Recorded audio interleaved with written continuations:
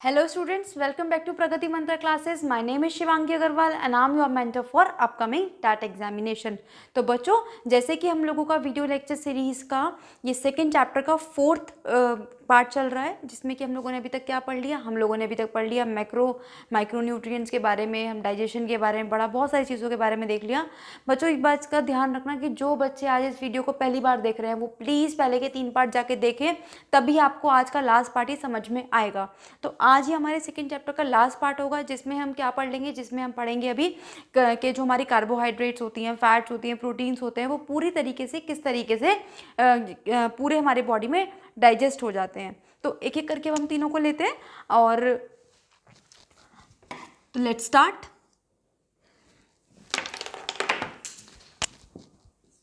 Carbohydrates,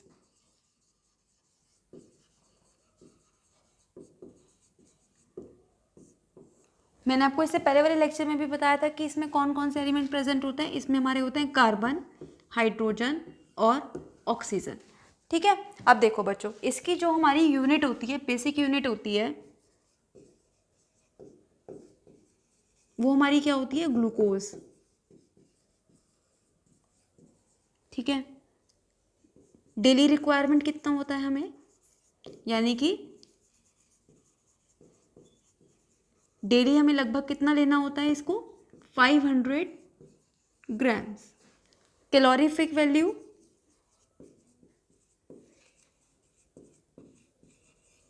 calorific value का मतलब कि कोई भी चीज़ हमें कितनी ऊर्जा दे रही है। Calorie is a unit of measuring energy. तो यानी कि जब ये 1 ग्राम बर्न होती है तो हमें इसे कितनी एनर्जी मिलेगी, अब इसमें वो देखेंगे।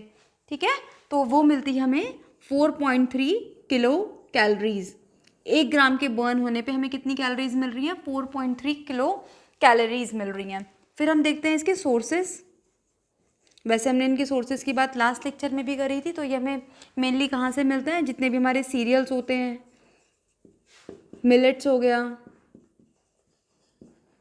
ठीक है, पोटैटो, स्वीट पोटैटो, इन सब चीज़ों से हमें सबसे ज़्यादा मिलते हैं। सोर्सेज इसका मेनली हमारे ये होते हैं। फिर नेक्स्ट हम बात करते हैं डाइजेस्टिव एंजाइम, या पहले हम बात कर रहे थे डाइजेस्टिव साइट, जो मैंने आपको लास्ट लेक्चर की एक चार्ट बना के भी बताया था। तो ये कहाँ कहाँ डाइजेस्ट होती है, इसकी डाइजेशन साइट कौन कौन सी होती है। एक तो होती है बकल कैविटी, यानी कि मुख गुहा, और नेक्स्ट होती है इसमें स्मॉल इंटेस्टाइन।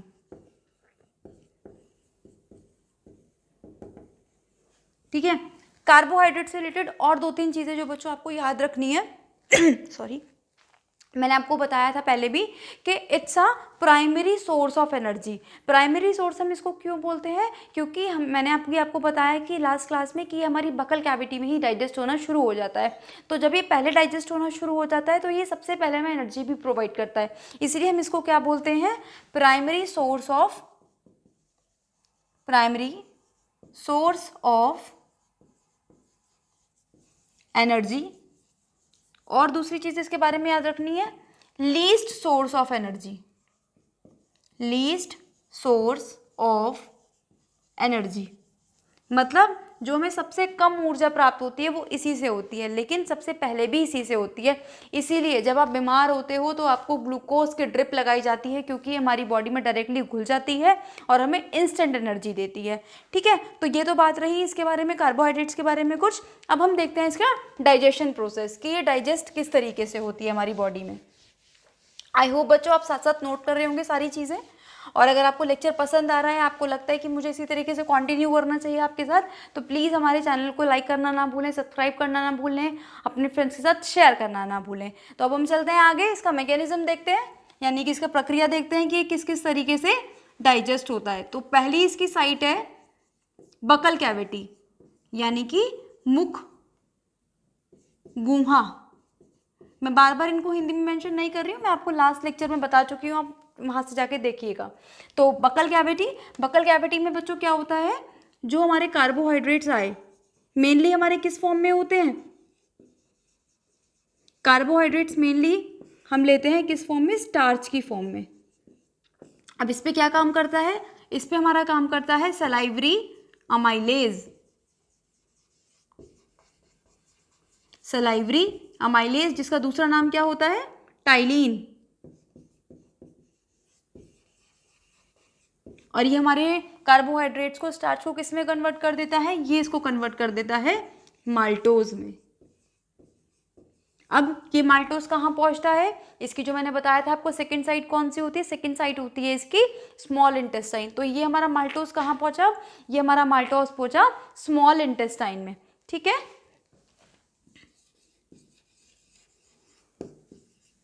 अब स्मॉल इंटेस्टाइन में क्या होता है, कुछ पेनक्रियाटिक जूस आते हैं वहां पे, यानी कि अग्नाशय रस, ठीक है। कुछ अग्नाशय रस आते हैं और वो किसको किस में कन्वर्ट कर देते हैं, इसको वो कन्वर्ट कर देते हैं ग्लूकोज में, ठीक है। देखो बच्चों, वैसे तो ये प्रोसेस बहुत बड़ा होता है, इतने छोटे से 2 लाइनों में ऐसा नहीं होता कि कार्बोहाइड्रेट्स हमारा डाइजेस्ट हो गया। लेकिन अगर हम अपनी एनसीईआरटी की बात करें या जो हमारी बुक्स लगी हुई हैं उनकी बात करें, तो उसमें केवल और केवल आपको इतना ही पढ़ाना है 3rd to 5th वाले बच्चों के लिए, तो इसीलिए बस आपको यहाँ पर इतना ही बताया जा रहा है। लेकिन अब ना यहाँ से कुछ क्वेश्चन आते हैं कि ग्लूकोज को क्या बोलते हैं, या ग्लूकोज को और किस नाम से जानते हैं, ऐसे ही माल्टोज को क्या बोलते हैं, फ्रक्टोज को क्या बोलते हैं, आपने इससे रिलेटेड क्वेश्चन देखे होंगे। तो अब हम कुछ ना इस तरह के कार्बोहाइड्रेट्स के फॉर्म की बात कर लेते हैं कि कार्बोहाइड्रेट की कौन कौन सी फॉर्म होती है और वो किस किस काम में आती है।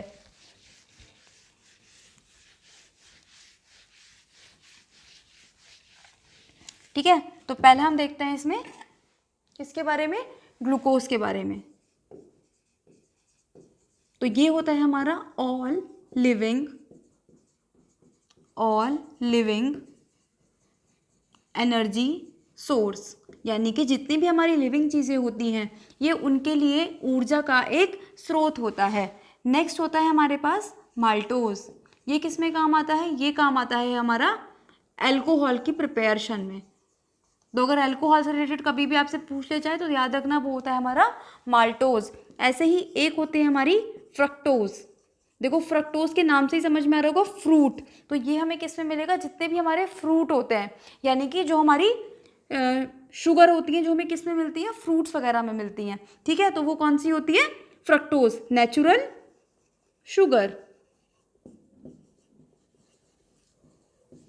ठीक है। नेक्स्ट हम चलते हैं सुक्रोज की तरफ, ये होती है टेबल शुगर, यानी कि जो आप अपने घरों में यूज करते हैं। नेक्स्ट बच्चों 2 बहुत इंपॉर्टेंट है, एक है हमारी स्टार्च और एक है ग्लाइकोजन। यहां से कई बार क्वेश्चन पूछा गया है। ग्लाइकोजन को हम बोलते हैं प्लांट रिजर्व फूड और ग्लाइकोजन को हम बोलते हैं एनिमल रिजर्व फूड। इसका मतलब क्या है, देखो जब आपने देखा होगा, आपने ज़रूर किसी ना किसी बात पे आज तक अपने घर में एक ज़िद तो करी होगी। जैसे कि लड़कियों ने किस बात पे ज़िद कर सकती हैं वो, कि मुझे फ़ोन लेना है या अपने साथ बाहर नाइट आउट पे जाना है, तो आप लोगों ने ज़िद तो करी होगी। अब अपने घर वालों को मनाने के लिए आपने क्या किया होगा, आप कभी कभी भूख हड़ताल पे बैठे होंगे कि जब तक आप मेरी बात नहीं मानोगे तब तक मैं खाना ही नहीं खाऊंगी। तो जब मैंने 2-3 दिन तक खाना नहीं खाया या मैंने अपनी ज़िद को मनवाने के लिए भूखी रही, तो उस टाइम पे मेरी बॉडी में एनर्जी मुझे कौन देता है, ये मेरा एनिमल रिजर्व फूड यानी कि ग्लाइकोजन ही होता है जो मुझे एनर्जी प्रोवाइड करता है। ठीक है, तो बच्चों ये बात रही हमारी कार्बोहाइड्रेट्स की। अब हम चलते हैं फैट्स की तरफ, यानी कि वसा की तरफ। बच्चों साथ साथ चीज़ें नोट करते रहना। देखो जितना आप अपने आप से नोट्स बनाओगे उतना ही अच्छा होगा, उतनी ही चीज़ें आपको ज़्यादा टाइम तक रिटेन रहेंगी, ज़्यादा टाइम तक याद रहेंगी। तो बच्चों let's move on to fats. Carbohydrates के बारे में हमने देख लिया, अब हम बात करते हैं फैट्स की, यानी कि वसा। तो उसी तरीके से बात करेंगे, इसमें कौन कौन से कंपोनेंट मिलते हैं हमें देखने के लिए। हमें मिलता है कार्बन, हाइड्रोजन और ऑक्सीजन। इसकी जो बेसिक यूनिट होती है उसको हम बोलते हैं फैटी एसिड और ग्लिसरॉल। ध्यान रखना बच्चों, इसकी जो क्वांटिटी हमें नीडेड होती है फॉर एन एवरेज पर्सन वो होती है 70 to 90 ग्राम्स। नेक्स्ट मैं अगर इसकी कैलोरीफिक वैल्यू की बात करूं तो 1 ग्राम डाइजेस्ट होने पर या बर्न होने पर ये हमारी बॉडी में 9.1 किलो कैलोरीज एनर्जी रिलीज करता है। ध्यान रखना बच्चों, ये यूनिट्स पूछ ली जाती हैं, तो इन यूनिट्स को आप बिल्कुल अच्छे से याद रखेंगे। अब इस पे कौन कौन से एंजाइम काम करते हैं, तो इस पे एंजाइम काम करता है एक तो हमारा बाइल जूस, और एक काम करता है इस पे पेनक्रियाटिक अमाइलेज, इसको हम बोलते हैं पित्रस, और इसको हम बोलते हैं अग्नाशयी अमाइलेज।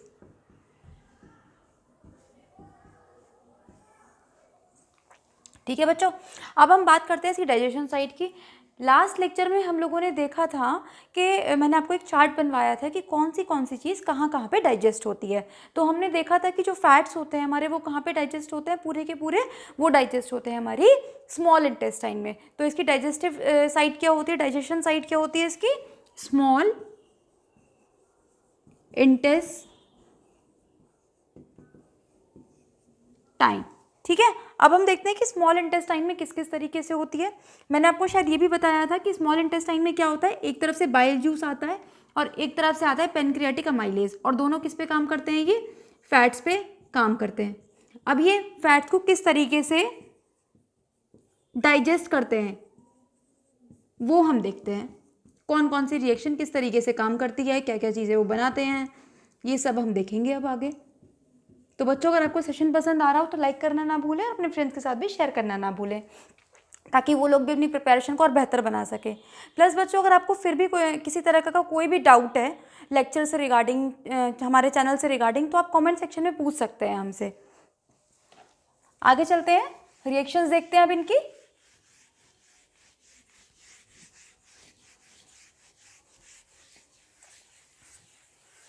तो देखो बच्चों, आपने कभी ना कभी देखा होगा जब पानी की सरफेस पे क्या होता है कि अगर कभी ऑयल के ड्रॉपलेट्स गिर जाएं या तेल वगैरह गिर जाए तो वो क्या करता है, कुछ इस तरीके से बड़े बड़े ऐसे गोले बन जाते हैं, आपने देखा होगा। इसी तरीके से हमारी बॉडी में क्या होता है, हमारी बॉडी में 70% वाटर होता है। तो जब फैट हमारी बॉडी के अंदर जाता है फूड के थ्रू, तो वो इसी तरीके से कुछ बड़े बड़े ग्लोब्यूल्स बना लेता है, बड़ी बड़ी ड्रॉपलेट्स बना लेता है। ठीक है, अब ये क्या होती हैं, ये बड़ी बड़ी जो ड्रॉपलेट्स होती हैं हमारी छोटी छोटी ड्रॉपलेट्स में कन्वर्ट हो जाती हैं, और इन्हें कन्वर्ट करने में हेल्प कौन करता है, इन्हें कन्वर्ट करने में हमारी हेल्प करता है बाइल जूस। और इस प्रोसेस को हम बोलते हैं इमल्सिफिकेशन। अब ये जो हमारे पास इमल्सिफाइड फैट आ गया, इसको हमने क्या बोला, इसको हमने बोला इमल्सिफाइड फैट। तो अब ये जो इमल्सिफाइड फैट्स हमारे पास आ गया, इस पे कौन काम करेगा, इस पे अब काम करेंगे हमारे पेनक्रियाटिक अमाइलेज,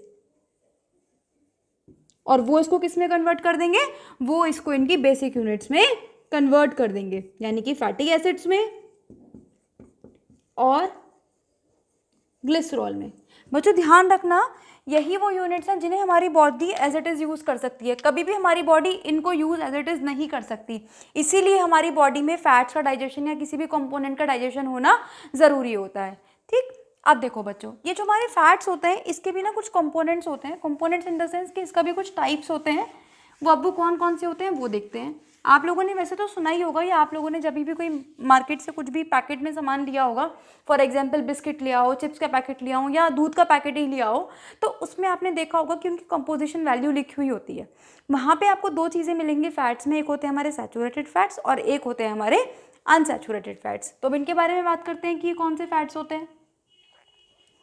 एक होते हैं हमारे अनसैचुरेटेड फैट्स और एक होते हैं हमारे सैचुरेटेड फैट्स। अनसैचुरेटेड को हिंदी में बोलते हैं असंतृप्त, तो ऑब्वियसली इसको हम क्या बोलेंगे हिंदी में, संतृप्त। अब इसमें हमारे कौन कौन से आते हैं अनसैचुरेटेड में? अनसैचुरेटेड में जितने भी हमारे तेल होते हैं या जितने भी हमारे जो तेल होते हैं, ऑयल जो हम निकालते हैं सीड्स वगैरह से निकालते हैं किसी भी चीज़ के, वो सारे हमारे आते हैं अनसैचुरेटेड में। और इसमें हमारे कौन से आते हैं? इसमें हमारे आता है बटर, घी, ये सब। जबकि अनसैचुरेटेड में कौन से आते हैं? Olive oil, mustard oil, soybean oil, जितने भी रिफाइंड वगैरह होते हैं वो सब हमारे अनसैचुरेटेड में आते हैं।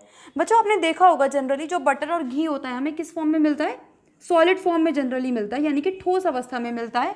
और अगर मैं अनसैचुरेटेड की बात करूं तो ये जनरली हमें लिक्विड फॉर्म में देखने को मिलते हैं, यानी कि द्रव अवस्था में देखने को मिलते हैं, और ये हमें मिलते हैं ठोस अवस्था में। तो बच्चों अब मेरा आपसे एक क्वेश्चन है कि कोकोनट ऑयल यानी कि गोले का तेल आप सब लोगों ने देखा होगा। अब आप मुझे सोच के बताना कमेंट सेक्शन में कि कोकोनट ऑयल को मैं किस कैटेगरी में रखूंगी, अनसैचुरेटेड में या फिर सैचुरेटेड में। इसका आंसर आपको नेक्स्ट वीडियो में मिलेगा।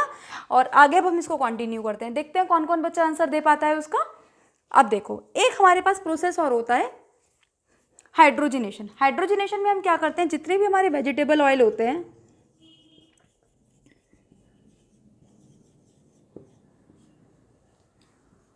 जब उस पर हाइड्रोजन ऐड करवाई जाती है तो ये किस में कन्वर्ट हो जाते हैं? वनस्पति घी में कन्वर्ट हो जाते हैं। और इस प्रोसेस को हम क्या बोलते हैं? इस प्रोसेस को हम बोलते हैं हाइड्रोजिनेशन। अब देखो आपको प्रोसेस के नाम से ही समझ में आ रहा है हाइड्रोजिनेशन कि क्या हो रहा है इसमें? हाइड्रोजन का addition, that is known as hydrogenation. और हिंदी में इसको क्या बोलेंगे? हाइड्रोजिनीकरण, हाइड्रोजिनीकरण।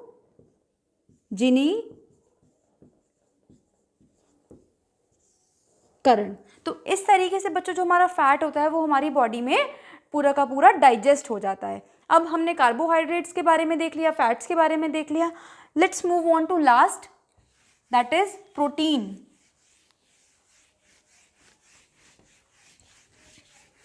बच्चों साथ साथ ये सब चीज़ें नोट करते रहिएगा या स्क्रीनशॉट लेते रहिएगा ताकि आपके पास कुछ ना कुछ मटेरियल रहे आपके एग्जाम टाइम पे रिवाइज करने के लिए।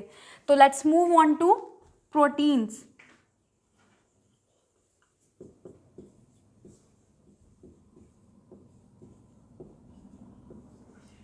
ठीक है, वही बात करते हैं कि प्रोटीन में हमें कौन कौन से कंपोनेंट देखने को मिलते हैं? कार्बन, हाइड्रोजन, ऑक्सीजन और मेनली याद रखिएगा नाइट्रोजन। इनकी खास बात कि नाइट्रोजन इसमें देखने को मिलेगा। इसकी बेसिक यूनिट क्या होगी? इसकी बेसिक यूनिट होती है अमीनो एसिड्स, यानी कि अमीनो अम्ल। ठीक है, डेली रिक्वायरमेंट लगभग होती है बच्चों इसकी 90 से 110 gram for an average person. ठीक, और अगर मैं बात करूं तो कि ये कितनी एनर्जी देता है हमें, कितनी एनर्जी रिलीज करता है हमारी बॉडी में, तो 1 ग्राम देती है इसकी 5.6 किलो कैलोरीज। अब बच्चों आपके पास ना क्वेश्चन इस तरीके से भी आ सकता है कि वो आपको 4-5 चीज़ें दे देगा और बोल देगा कि भाई अरेंज कर दो इन्हें कि जितनी एनर्जी रिलीज़ करते हैं एनर्जी के बेसिस पे हमारी बॉडी में उनको रिलीज़ कर दो। तो मैंने आपको बताया था जो कार्बोहाइड्रेट्स होते हैं वो सबसे कम एनर्जी देते हैं, लेकिन जो फैट्स होते हैं सबसे ज़्यादा एनर्जी देते हैं। तो ये चीज़ें आपको याद रखनी कि कौन मिनिमम है कौन मैक्सिमम है, ये सब चीज़ें आपको याद रखनी है। ठीक है, अब इसकी डाइजेशन साइट कौन कौन सी पढ़ी थी हमने पढ़ा था, एक तो हमारा होता है स्टमक और एक होता है स्मॉल इंटेस्टाइन। अगर मैं हिंदी में बात करूं तो इसको हम बोलते हैं अमाशय और इसको बोलते हैं छोटी आंत। तो यहाँ पे इन साइट्स पे प्रोटीन्स का होता है हमारा डाइजेशन। अब हम बात करते हैं कि प्रोटीन्स का जो डाइजेशन होता है उसमें हमारे कौन कौन से एंजाइम नेसेसरी होते हैं। तो बच्चों इनका नाम होता है पेप्सिन, रेनिन और ट्रिप्सिन। ये दोनों आपको कहाँ मिलेंगे? ये दोनों मिलेंगे आपको स्टमक में और ये मिलेगा आपको स्मॉल इंटेस्टाइन में। तो लेट्स सी अभी किस किस तरीके से डाइजेस्ट होते हैं हमारी बॉडी के अंदर।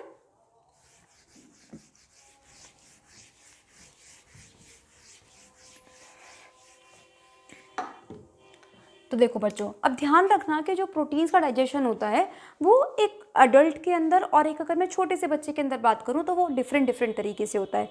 ऐसा क्यों? क्योंकि आपने देखा होगा जब एक बहुत छोटा बच्चा होता है जिसका बर्थ हुआ ही हुआ होता है या फिर बर्थ से लेके 6 महीने तक केवल और केवल उसे दूध ही दिया जाता है, चाहे वो मदर मिल्क हो चाहे वो बाहर से दिया गया मिल्क हो, लेकिन उस बच्चे को केवल और केवल दूध ही दिया जाता है। तो उस दूध में जो प्रोटीन होते हैं वो अलग तरीके से डाइजेस्ट होते हैं और जो हम लोग प्रोटीन लेते हैं वो अलग तरीके से डाइजेस्ट होते हैं। ऐसा माना जाता है कि जो बच्चे के अंदर प्रोटीन डाइजेस्ट करने की क्षमता होती है, यानी कि जो उसको दूध में प्रोटीन मिलता है, वो कौन सा प्रोटीन मिलता है? वो उसको मिलता है कैसीनेट। ठीक है, कैसीनेट नाम का प्रोटीन होता है जो कि हमें दूध में मिलता है और वो किसके द्वारा डाइजेस्ट किया जाता है? वो किया जाता है रेनिन के थ्रू। और जो रेनिन प्रोटीन या रेनिन जो एंजाइम होता है बच्चों, उसकी जो क्वांटिटी होती है वो बच्चों में हमसे ज़्यादा होती है, इसीलिए जो दूध को डाइजेस्ट करने की क्षमता होती है, कैपेसिटी होती है, वो बच्चों की एक एडल्ट से ज़्यादा अच्छी होती है। तो देखते हैं कि एडल्ट में किस तरीके से रिएक्शन वर्क करती है और किसी चाइल्ड में किस तरीके से रिएक्शन ये वर्क करती है। ठीक है, तो ये हमने प्रोटीन लिया, अब इस पे कौन काम करेगा? इस पे काम करेगा पेप्सिन। अब देखो बच्चों, मैंने इस पेप्सिन के साथ ये HCl क्यों लिखा है? क्योंकि जो पेप्सिन एंजाइम होता है इसको काम करने के लिए एक एसिडिक मीडियम की ज़रूरत होती है। इसीलिए जो हमारा मैंने आपको बताया था पहले भी कि जो हमारा स्टमक होता है उसकी जो वॉल्स होती हैं वो सिक्रीटिव होती हैं और वो उसमें से क्या क्या सिक्रीट करती हैं? उसमें से वो HCl भी सिक्रीट करती हैं, पेप्सिन भी सिक्रीट करती हैं और एक बिल्कुल डिफरेंट काइंड का म्यूकस भी सिक्रीट करती हैं। क्यों? क्योंकि हम जानते हैं कि जो HCl होता है वो काफ़ी एक स्ट्रॉन्ग एसिड होता है। अगर वो हमारी बॉडी पे गिर जाए तो आपको पता है कि हमारी बॉडी को वो नुकसान पहुंचा सकता है, डैमेज कर सकता है। इसी तरीके से आप सोच के देखो कि अगर वो हमारी बॉडी के अंदर प्रोड्यूस हो रहा है तो वो हमारी बॉडी को कितना नुकसान पहुंचा सकता है। इसीलिए HCl से हमारी बॉडी को प्रोटेक्ट करने के लिए, हमारी स्टमक की वॉल्स को प्रोटेक्ट करने के लिए उसकी वॉल्स पे एक चिपचिपा पदार्थ जिसे हम बोलते हैं म्यूकस, वो लगा हुआ होता है जो कि हमारे स्टमक को, हमारे बाकी बॉडी पार्ट्स को इस HCl से प्रोटेक्ट करता है। अब ये जो HCl होता है ये इस पेप्सिन को एसिडिक मीडियम प्रोवाइड करता है, जिससे होता क्या है कि जो पेप्सिन एंजाइम होता है ये अपना काम कर पाता है और ये पेप्सिन एंजाइम इस प्रोटीन को किस में कन्वर्ट कर देता है? ये कर देता है पेप्टॉन्स में कन्वर्ट। अब देखो इसको याद रखना बहुत ईजी है, P से पेप्सिन, P से पेप्टॉन्स और P से प्रोटीन। हिंदी में इसको पेप्टॉन ही बोला जाता है बच्चों। ये वो रिएक्शन है जो हमारे एडल्ट्स में चलती है, यानी कि हम जैसे लोगों में चलती है। लेकिन अब कोई एक छोटा बच्चा है जिसने क्या लिया है? मिल्क प्रोटीन लिया है, तो उस पे कौन सा एंजाइम काम करेगा? उस पे काम करेगा रेनिन, और रेनिन इसको किस में कन्वर्ट कर देगा? कैसीनेट में। नेट में। बच्चों एक चीज़ ध्यान रखना, जिन वर्ड्स को मैं हिंदी में अगर नहीं भी लिख रही हूँ तो मैं इसलिए नहीं लिख रही हूँ क्योंकि वो एज इट इज़ हिंदी में रिपीट किए जाते हैं, उनका हिंदी में कोई अलग मीनिंग नहीं है। अगर कुछ अलग है तो वो तो मैं आपको वीडियो में प्रोवाइड करवा ही रही हूँ, लेकिन स्टिल अगर आपको कोई दिक्कत लगती है या आप चाहते हो कि मैं किसी वर्ड को स्पेशली बताऊँ तो आप कॉमेंट सेक्शन में पूछ सकते हैं। अब ये जो कैसीनेट है बच्चों, इस पर हमारा क्या काम कर सकता है? इस पर हमारा काम करता है पेप्सिन एंजाइम। सेम रिएक्शन, अब ये किस में कन्वर्ट हो गया? पेप्टॉन्स में कन्वर्ट हो गया। ठीक है, अब देखो यहाँ पे भी हम पेप्टॉन्स पे आ गए, यहाँ पे भी हम पेप्टॉन्स में आ गए। अब इस पेप्टॉन्स पे कौन काम करेगा? इस पेप्टॉन्स पे हमारा काम करेगा ट्रिप्सिन एंजाइम। ट्रिप्सिन एंजाइम, और ये ट्रिप्सिन इसको किस में कन्वर्ट कर देगा? वो इसको कन्वर्ट कर देगा अमीनो एसिड में, और ये अमीनो एसिड हमारी बॉडी के द्वारा डाइजेस्ट कर लिए जाते हैं। ठीक है, और बच्चों एक चीज़ और ध्यान रखना कि ये वाली जो रिएक्शन चलेगी हमारी, ये कहाँ चलेगी? स्मॉल इंटेस्टाइन में चलेगी, क्योंकि मैंने आपको अभी बताया था कि जो ट्रिप्सिन एंजाइम होता है वो हमें कहाँ मिलेगा? वो हमें मिलेगा स्मॉल इंटेस्टाइन में। ठीक, अब इनसे जुड़े हुए कुछ और इंटरेस्टिंग चीज़ें देखते हैं। आप लोगों ने देखा होगा कि जब आप कभी झुग्गी झोपड़ी या स्लम एरिया में गए हों तो वहाँ के जो बच्चे होते हैं जनरली आपको दो तरीके के देखने को मिलेंगे। एक तो वो बच्चे जिनकी पूरी की पूरी बॉडी एकदम पतली सी होगी, हाथ पैर एकदम पतले से होंगे, लेकिन उनका जो पेट होगा वो बहुत निकला हुआ होगा। ठीक है, इस डिसीज़ का नाम क्या होता है और ये क्यों होती है? बच्चों ये होती है प्रोटीन की कमी से, क्योंकि हम जानते हैं कि जो स्लम वाले बच्चे होते हैं या फिर जो झुग्गी झोपड़ी में या फिर जो बहुत बिल्कुल बैकवर्ड क्लास वाले बच्चे होते हैं, उन्हें एक बैलेंस डाइट नहीं मिल पाती। अगर जब उन्हें बैलेंस डाइट नहीं मिल पाती और उनकी डाइट में प्रोटीन की कमी होती है तो उससे उन्हें ये डिसीज़ होती है, और इसको हम क्या बोलते हैं, इसको हम बोलते हैं क्वाशियरकर। तो इसको नोट करते हैं अब हम।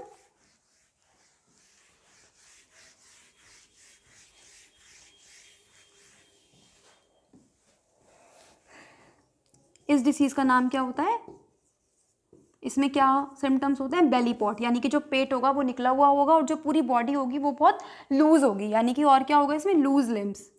लिम्स क्या होते हैं, लिम्स होते हैं हमारे 2 हाथ 2 पैर, इन चारों को मिला के हम क्या बोलते हैं, लिम्स बोलते हैं। तो इसमें क्या होगा, पेट बाहर निकला हुआ होगा और जो हमारे हाथ पैर होंगे वो बहुत पतले से होंगे। इस डिसीज का नाम होता है क्वाशियरकर। बच्चों इसकी प्रोनाउंसिएशन अलग अलग तरीके से हो सकती है, तो हिंदी में हम इसको वैसे वाशीकर बोलते हैं। ठीक, एक तो डिसीज़ थी हमारी ये। दूसरी डिसीज़ क्या होती है कि आपने और एक बच्चे देखे होंगे जो बिल्कुल ही पतले होते हैं, ऐसा लगता है कि मान लो बिल्कुल स्केलेटन का ढांचा हो, बिल्कुल हड्डियों का ढांचा हो और उस पर टाइटली एकदम स्किन जो है वो रैप कर रखी हो। वो बच्चे कौन से होते हैं, उनको कौन सी बीमारी होती है, उसका नाम होता है मैरिस्मस। ठीक है, और इसमें क्या होता है, इस कंडीशन में जो बच्चे होते हैं वो एक्सट्रीम थिन होते हैं, बहुत ज़्यादा पतले। और इस डिसीज का नाम क्या है, इस डिसीज का नाम है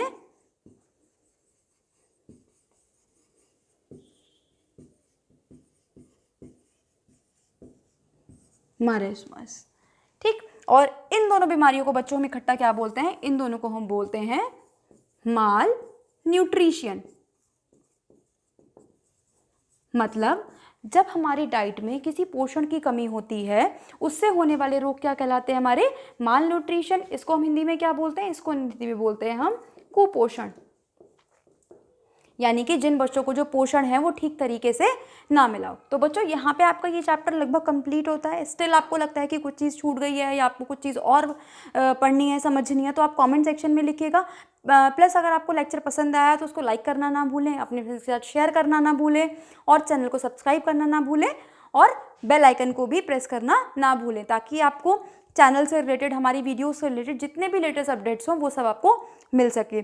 प्लस डिस्क्रिप्शन बॉक्स में आपको टेलीग्राम चैनल का लिंक भी दिया हुआ है, आप वहाँ जाइए, उसको ज्वाइन करिए, ताकि अगर आपको पीडीएफ्स वगैरह किसी टॉपिक की चाहिए तो वो आपको वहाँ अवेलेबल करवा दी जाएंगी और हमारे चैप्टर से रिलेटेड, इन सब से रिलेटेड क्वेश्चन आंसर्स भी वहाँ पे आपको प्रोवाइड किए जाएंगे। All the best students, thank you.